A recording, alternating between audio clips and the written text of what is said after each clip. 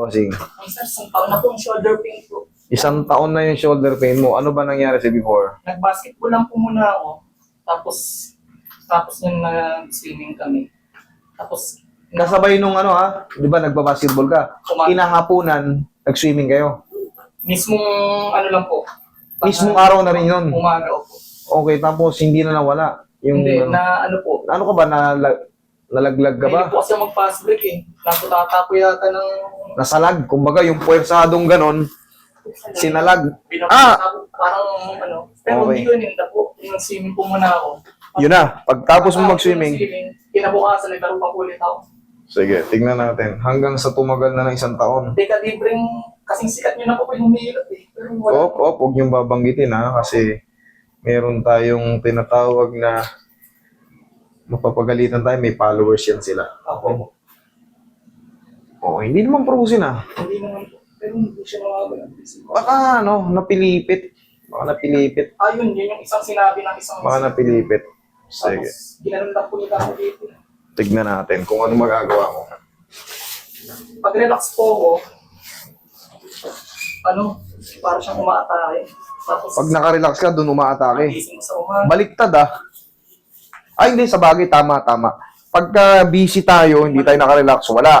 Pero pag nagre-relax ka na, kung kailan mapapahinga, tsaka bumabanat ng kirot. Opo, sir. Sige. Tapos pagising ko sa umaga. Mas madali yan eh. Mas madali ang kaso mo. Alam mo bakit? Sana. Hindi siya frozen. Hmm. Sige. Mamaya, siyempre, isang taon na, baka may matirang konti, normal lang yun. Tapos mga ilang araw, tanggal na yun. Kailangan ganun palagi ang mararamdaman. Ganito kasakit. Dapat yan kumalahati. Tapos okay, mas maliit pa. Okay, relax.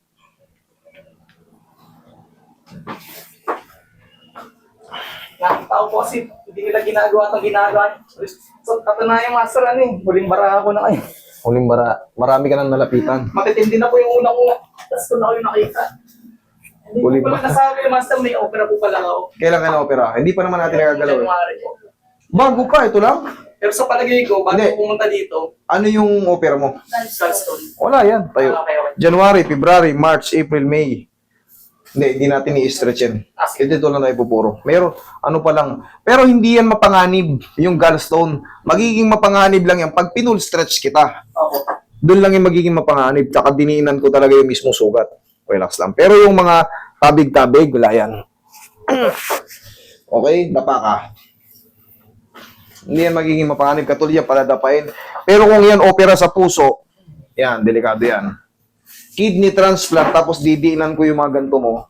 Opo. Pero never ko yan didiinan. Kasi nandito yung gallstone, yan, part niyan, ganyan. Opo. Sa tiyan. Dito tayo. Hindi natin ano yan.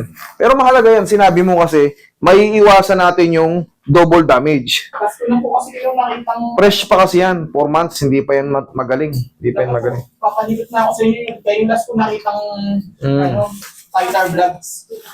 Sige, Kasi relax. na-operan po ako. Okay, relax lang. Hindi naman naaabutin yan sa gagawin natin. Sige, lambutan mo lang. Pero yung mong didinan dito, haplos lang ng pagmamahal dito. Kahit pa paano, may sakit pa yan. Malalaman mo naman yan eh. Pagka may sugat na yung loob, dinan mo yung mismong ano. Kung may nararamdaman ka pang manhid-manhid at ladder.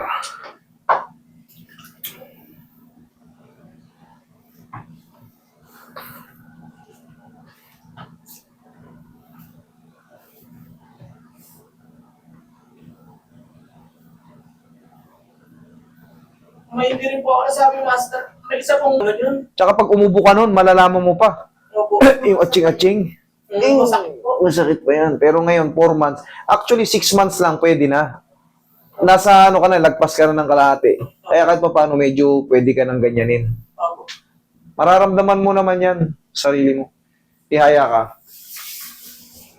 Ito, yung traction, hindi makaka-apekto yan sa gallbladder. Opo. Yung sakit na po, kaya naman palagpasin pero nakakasawa na. Isang taon na po eh. Nakakasawa Ano naman. po, hindi na nakakatawa. Nakakasawa Sa naman. dyan po yung kamay niya. Ilagay sa tiyan. Yan. Dito lang naman yan. Hindi naman ma-apektan. Saka sa spine ng tama nito, hindi sa mismong mga internal organ. Okay, relax na. Inhale. Exhale. Banayad lang yan.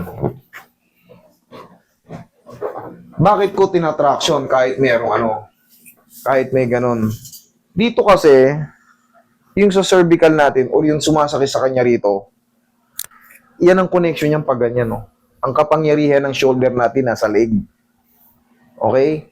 Pero syempre, alala yan. Pagka alam natin may mga di natin patatamaan. Tsaka, para malaman nyo kung meron pang damage yung internal nyo, syempre, hawakan nyo yung opera. Ayan, katulad yung opera. Pag ginanyan-ganyan mo yan, malalaman mo, parang pa siya. Parang may kirot-kirot pang ground-ground. Delikado pa yan. Hanggat maaari, huwag ka muna makipagharot-harutan. Baka masaktuhan kang matabig ng batang ganun. Magdugo yan. Okay? Opo.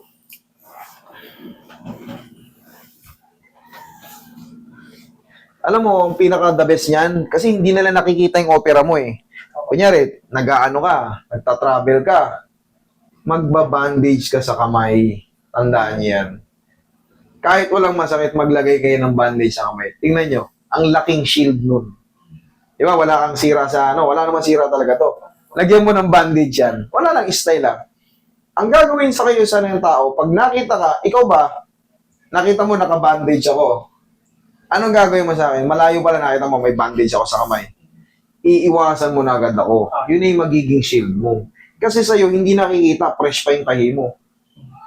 Sa siksikan sa daan, minsan, hindi tayo maiwasan Pero pag nakikita nila, malayo pa lang, uy, baka nga paupuin ka pa kung sakaling sa mga So, mas magiging safe tayo. Yun ang pinaka-wise, Lalagay kayo ng mga pang-medical, babala. Di ba? Lagyan mo na ng bandage. Maliban sa basketball master, naggagan din ako before natigil nga yun. Wala na. Kasi hindi ko magawa lahat ng shoulder workout, lalo yung lateral tsaka raise. Wala ka munang ganun, idol. Magpahinog ka muna, may opera ka pa eh. Hindi ka pwede mag-iri-iri. Opo. Hindi ka pwede ron. Relax lang.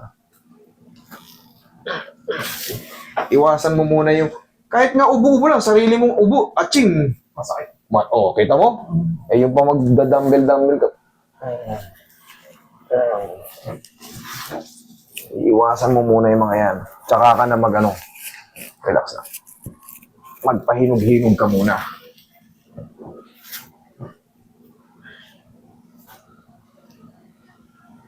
So, tumalabas siya pag ginagawa.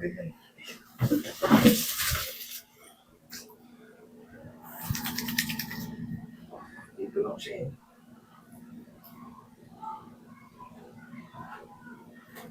Pag humina na siya, idol, ayan, abang lang tayo ng mga ilang araw. Dire-diretso na yan. Pero kung masakit pa rin or lalong nadagdagan ko yung pain, ibig sabihin yan, mali ako or kulang yung adjustment na ginawa ko.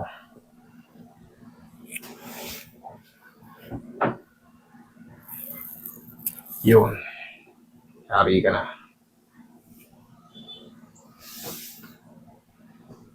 Check mo ang sarili mo.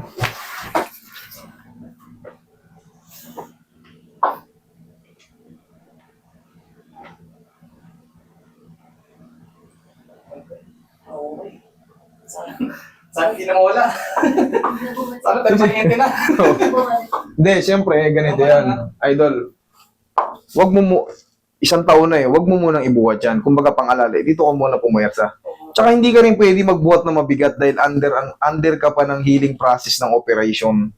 Ang laki pa ng biyak niya rito. Kulay pula pa yung Kaya nga hanggat maaari, ginanong-ganon ka lang dito, Roy. Okay? Pahinga muna. Okay? Sige. Thank you.